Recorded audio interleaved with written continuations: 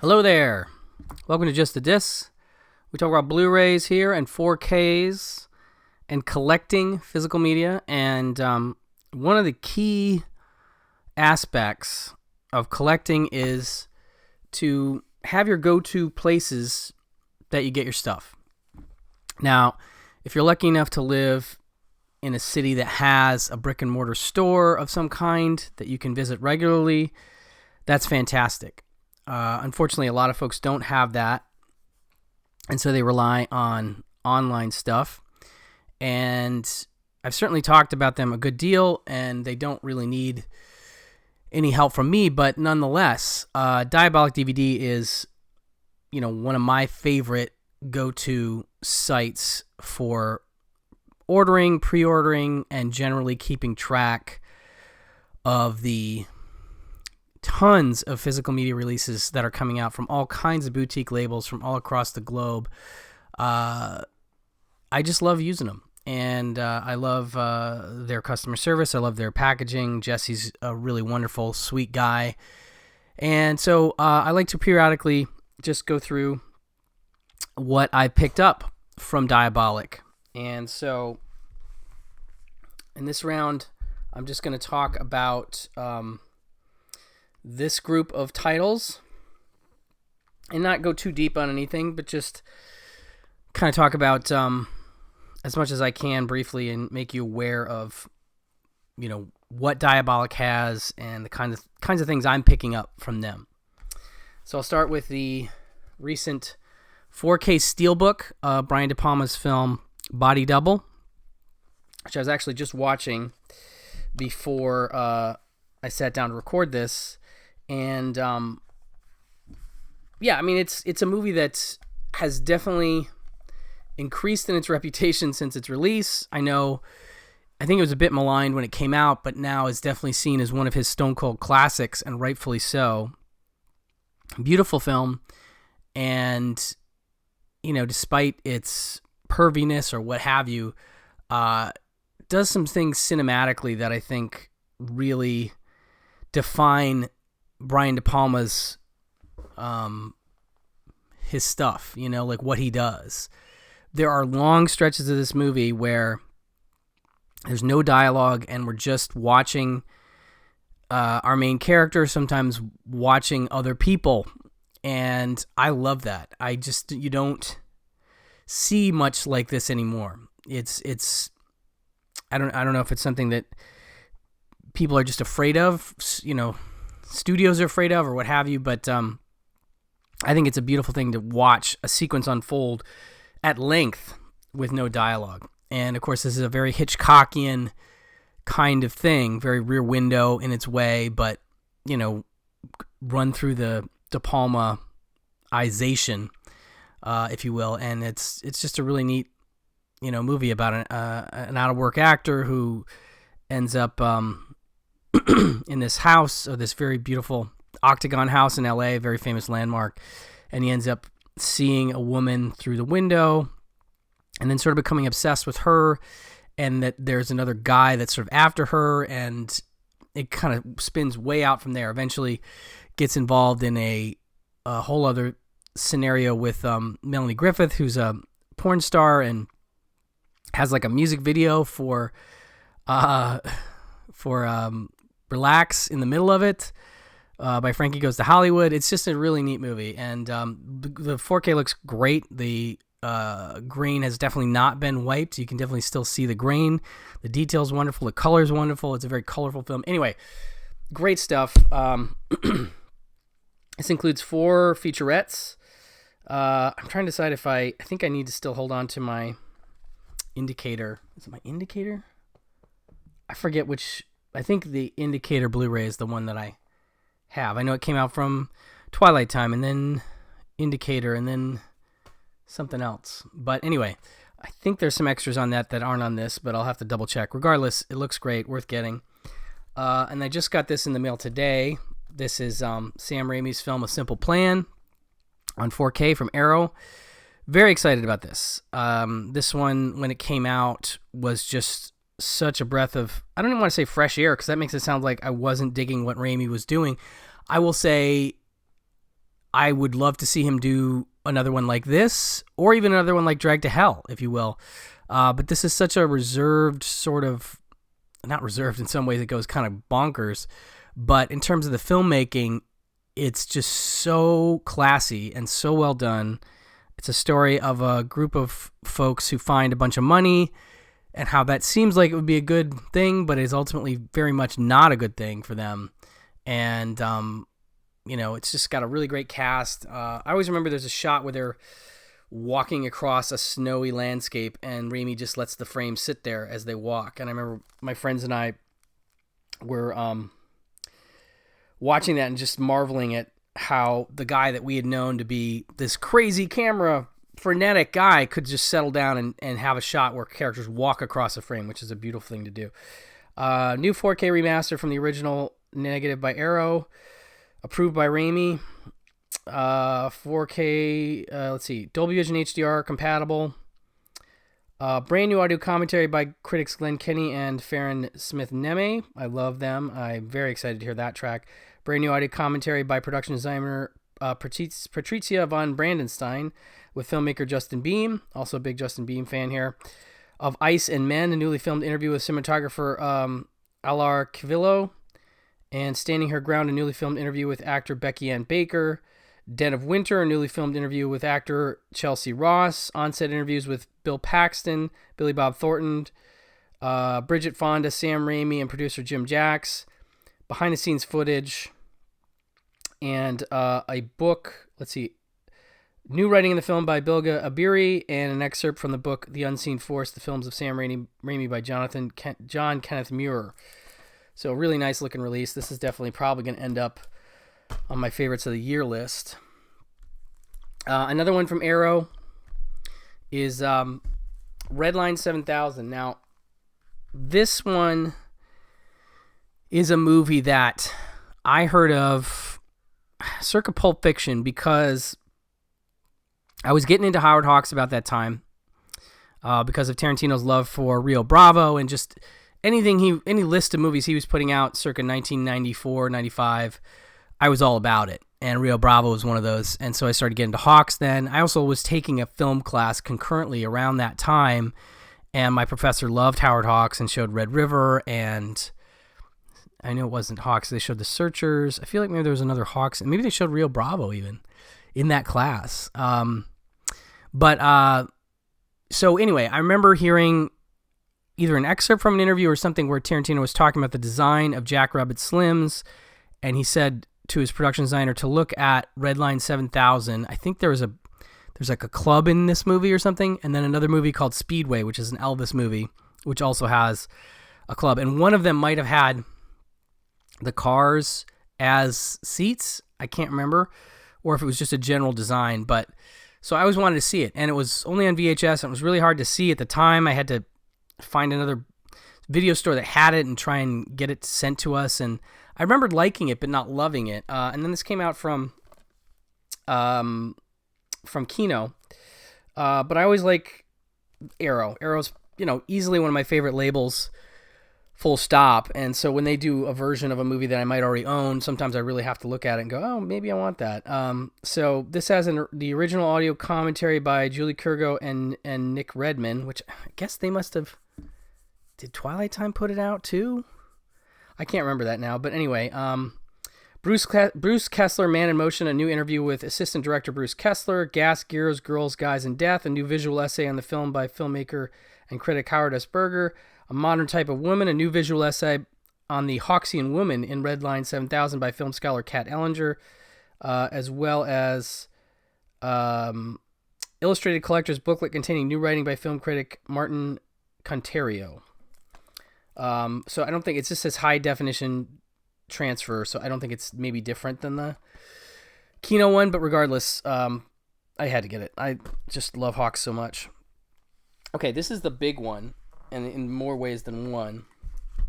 So I grabbed the Hitcher, and this is the Second Sight 4K Blu-ray Deluxe, with a book and with I mean, it's just so much stuff. This is one we've been waiting for a long time, and it definitely delivered. I mean, this is what they do. This is a book, a fully bound, hard book that comes with these editions. Now, sometimes it's like, do you want to spend that extra money, or do you just want to go with the standard edition? I totally get why you would, but this book is just really incredible, and contains exclusive interview with director Robert Harmon, Devil Thumbs a Ride by John Tolson, Tall Dark Stranger, Robert Harmon's The Hitcher by Heather Drain, I Want You to Stop Me, Masculinity in the Films of Eric Red by Craig Ian Mann, an exclusive interview with writer Eric Red by Matthew Thrift, Dangerous Intimacy, The Queerness of the Hitcher by David Kittredge, The Immovable Object Meets the Unstoppable Force, Ambiguity, Duality, and Silent Landscape in the Hitcher by Rebecca McCallum, Road to Ruin, Traversing an Allegorical Nightmare Through Violence and Genre by Megan Navarro, On the Highway to Hell with the Hitcher by Mark Weinberg. I mean, so you got just tons of essays and interviews. It's a beautiful book. That's just one thing, right? And on top of that, we have art cards. Then we have this script that comes with it, shooting script or whatever, the screenplay. And then, of course, we get a 4K and a Blu-ray. And the stuff that's included are like, obviously the restoration, which is just gorgeous, from Second Sight, from the original camera negative, supervised by Robert Harmon. UHD presented in HDR and Dolby Vision, Dolby Atmos. Anyway, new audio commentary by Alexander Heller Nicholas. Very excited to dig into that. Audio commentary with Robert Harmon and writer Eric Red. Screen-specific audio commentary with Harmon, Red, executive producer Edward S. Fellman, composer Mark Isham, director of photography John Seal, and actors Rutger Hauer and C. Thomas Howell. Projection Booth podcast featuring Harmon and Hauer. Bullseye, a new interview with Robert Harmon. Penning the Ripper, new interview with Eric Red.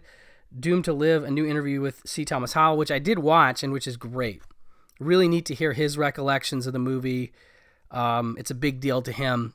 And, between what he's doing and what Rutger Hauer's doing, it's both of maybe their best movies. I mean, one of the best for sure. Certainly one of the best for Rutger Hauer.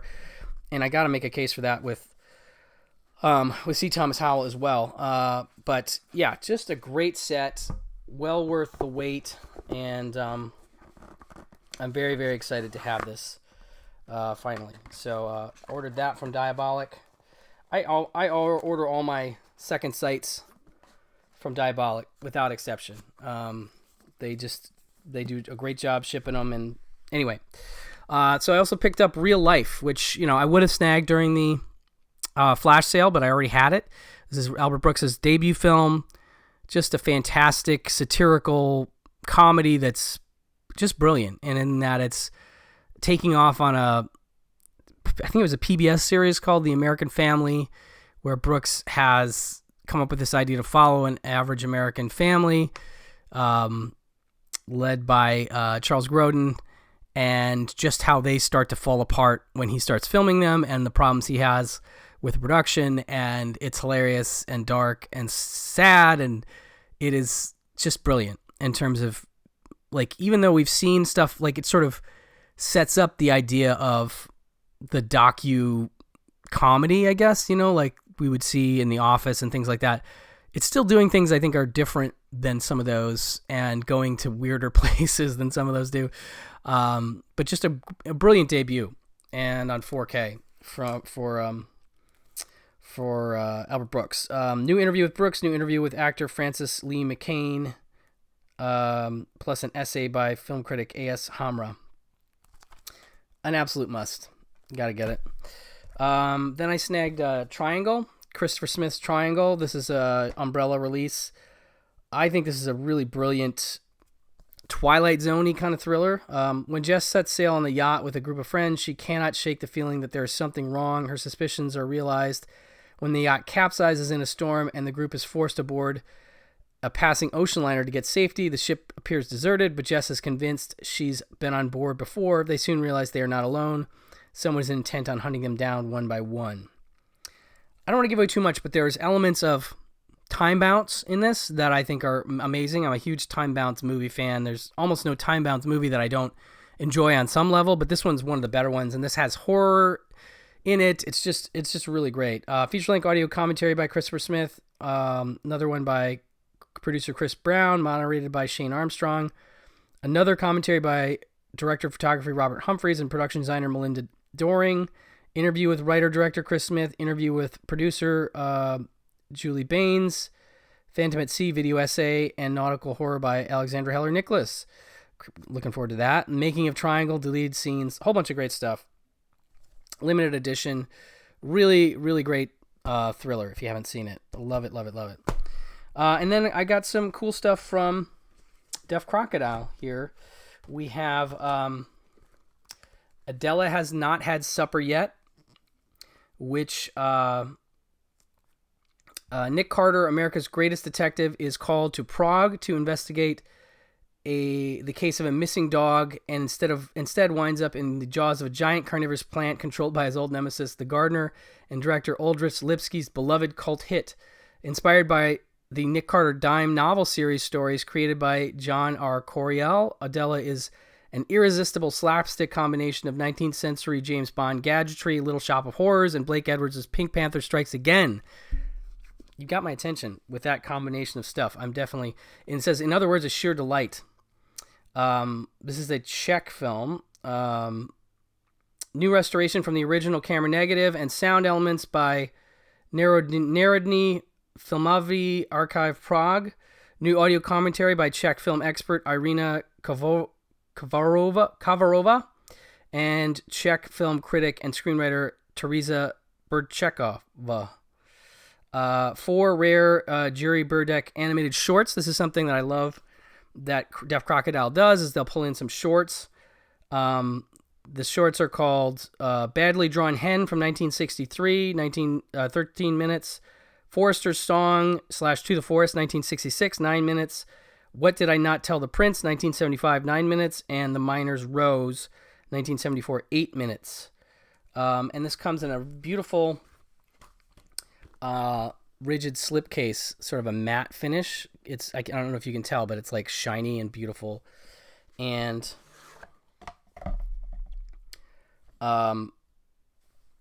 it comes with a lovely book here, which, let's see here. Is that mentioned? No, I'll look at it here. So another beautiful, it's got Adella Has Not Had Her Supper essay by Walter Chow. And I think there's more stuff in here as well. Some drawings of some storyboards. I think there's an interview in here maybe. But it's a beautiful, beautiful book. This is just a lovely presentation that they put together for this Blu-ray. And then there's also some transcribed bonus content you can access through the inside. Let's see here. Yeah, I mentioned the shorts. 1978, this is from 102 minutes in Czech with English subtitles, 166:1, region A. Nick Carter, America's Greatest Detective, called to Prague to investigate the case of a missing dog, instead winds up in the... I already mentioned that. Okay, cool. Yeah, no, this sounds great. This sounds really cool. I can't wait to dig into this one. So that is Adella Has Not Had Supper Yet from Deaf Crocodile. Keep an eye on their socials because they are announcing new stuff all the time. And then we have In the Moscow Slums. And again, beautiful slipcase, a hardbox slipcase. And another beautiful book. Walter Chow again on the essay, and yeah, this is just gorgeous. This is a beautiful presentation there. Okay, so 2023, 129 minutes, the latest film from the acclaimed director Karen Shakhnazarov, who did Zero Grad and The Assassin of Tsar, both released by Deaf Crocodile and Seagull Films. is a tremendously entertaining historical detective mystery adapted from Arthur Conan Doyle's The Sign of Four and writings. Let's see here. And writings of famed Russian journalist Vladimir Glirovsky. But in place of Sherlock Holmes and Dr. Watson, the film features two real-life figures from Russian history. In Moscow, 1902, legendary actor and theater director Konstantin Stanislavski is struggling to understand the life of slum dwellers for his latest production of Gorky's The Lower Depths. So he turns to journalist Galerovsky, sorry about that, who takes him on a guided tour of a certain district, pretty much Moscow's version of Whitechapel circa Jack the Ripper. There they stumble across the bizarre murder of a chess-playing friend of his called the Raja, and cross paths with a stunningly beautiful fallen aristocrat named the Countess, and a savage Englishman and his blow dart shooting killer companion. For fans of the Branagh-directed Hercule Poirot mysteries, this is an irresistible treat. And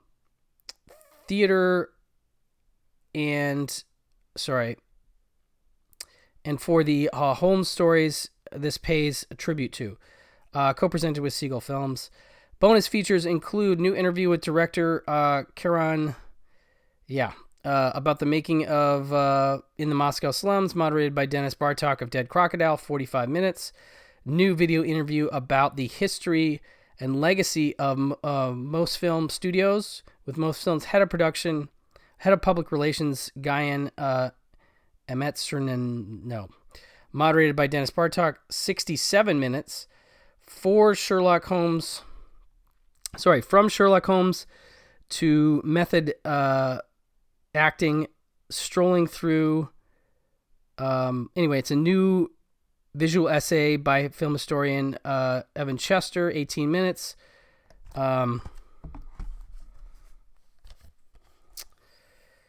Let's see here.